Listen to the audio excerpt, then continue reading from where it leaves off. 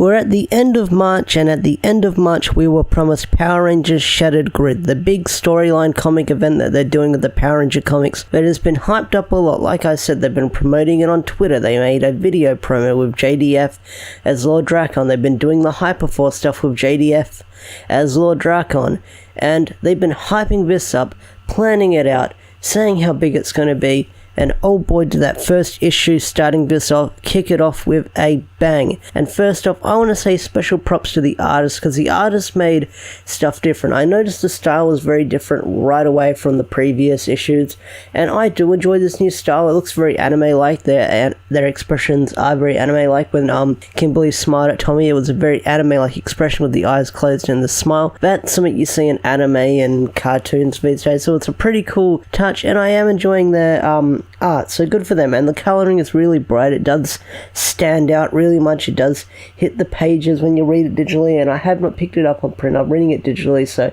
when I pick it up, I'm sure the inking or the colours will stand out as well, so good for that. So last issue, Saba tried to kill Lord Drakon, but unfortunately he missed and he freed the bastard. With Lord Drakon free, he's going on a rampage, but what he did, he opened up a portal and went to somewhere, but we'll find out where he went later on this issue. I nearly said chapter because I cover manga all the time, but anyways, we'll find out where he went later. This issue starts off with the Time Force Rangers in space, examining several wormholes and cracks in the dimensional rift, apart in the different universes. And the way they do this in the panel, it's very small, but you see the touches that they do it as the Time Force are looking at the different universes and timelines corrupted. You see Mighty Morphin.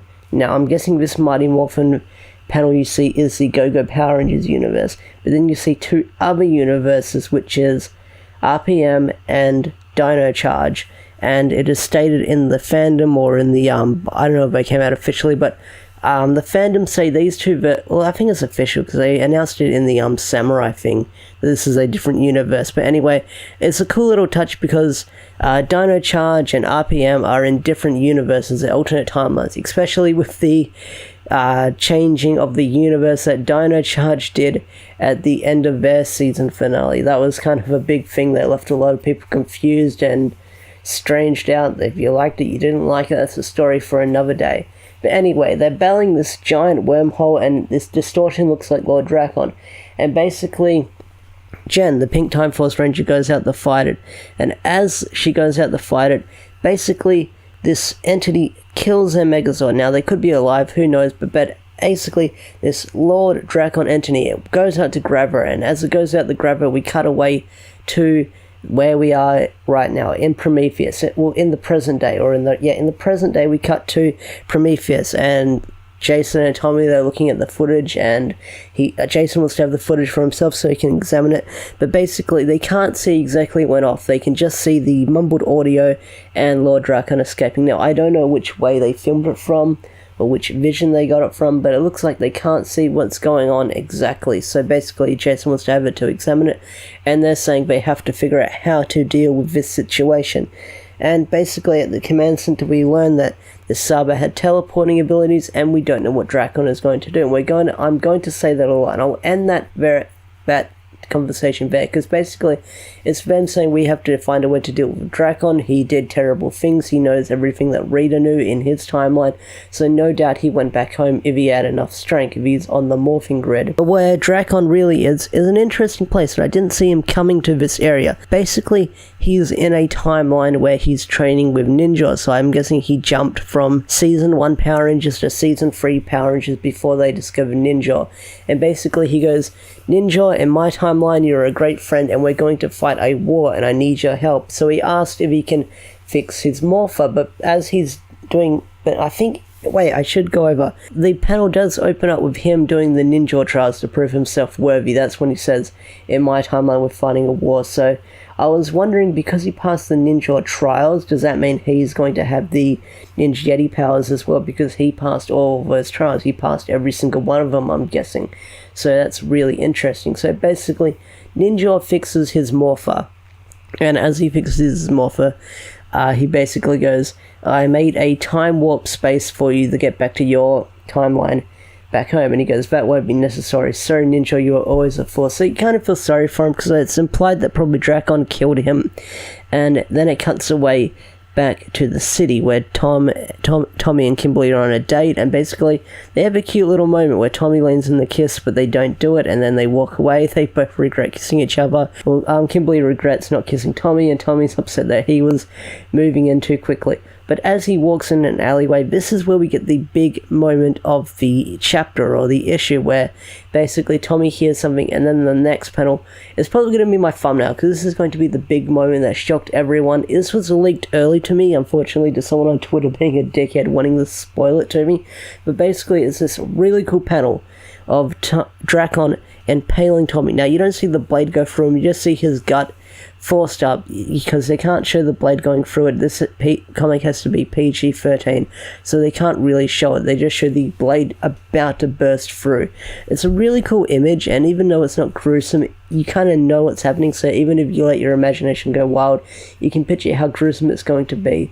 And no doubt people are going to draw really cool fan art of Drakon impaling Tommy. So there's going to be fan art of Tommy killing Tommy, no doubt, and that's going to be really cool. I can't wait to see that. Oh, I forgot two other important key factors. Basically, all Drakon needs more energy, and as he leaves after supposedly killing Ninja, he goes back to the present timeline, where he basically sneaks into the command center undetected, which is really weird, because I think they established in the original series that you have to be good or something to enter the command center. I can't remember.